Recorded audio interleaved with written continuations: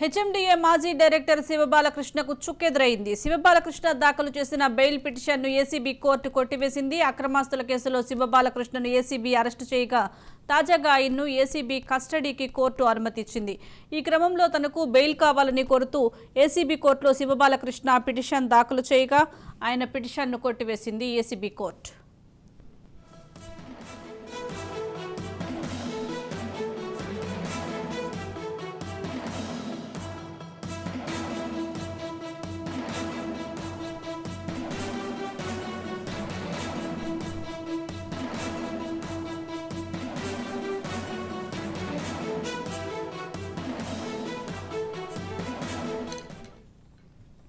HMDA మాజీ director శివబాలకృష్ణకు చుక్కెదురైంది. Shiva Balakrishna దాఖలు చేసిన బెయిల్ పిటిషన్ను ఏసీబీ కోర్టు కొట్టివేసింది. అక్రమాస్తుల కేసులో శివబాలకృష్ణను ఏసీబీ అరెస్టు చేయగా తాజాగా ఆయన్ని ఏసీబీ కస్టడీకి కోర్టు అనుమతిచ్చింది. ఈ క్రమంలో తనకు బెయిల్ కావాలని కోరుతూ ఏసీబీ కోర్టులో శివబాలకృష్ణ పిటిషన్ దాఖలు చేయగా ఆయన పిటిషన్ను కొట్టివేసింది ఏసీబీ కోర్టు.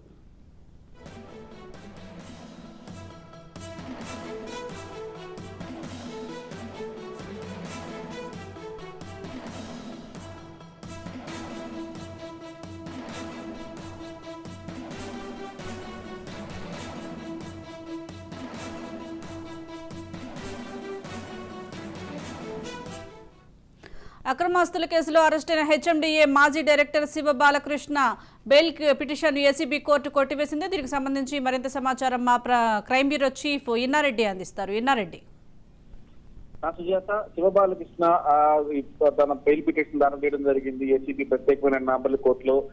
ఈ నేపథ్యంలోనే కోర్టు ఇరువైపుల వాదన ఉంది. అయితే ఇప్పటికీ 2 రోజులు విచారణ చేశారు. తనకు తెలిసిన సమాచారం అంతా కూడా ఏసీబీకి చెప్పారు కాబట్టి బెయిల్ ఇవ్వవలసిందిగా శివబాలకృష్ణ అతని అడ్వకేట్లు బెయిల్ పిటిషన్ దాఖలు చేయడం జరిగింది. అయితే కేసు చాలా కీలక దశలో ఉంది.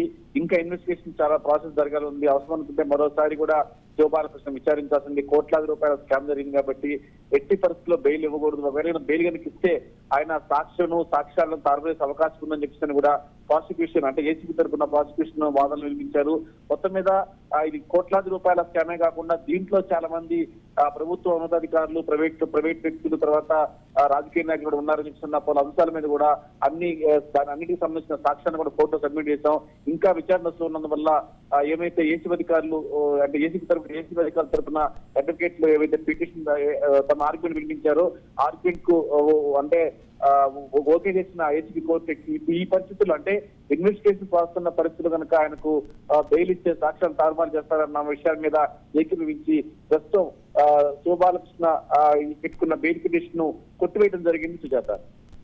Right, thank you Inna Reddy.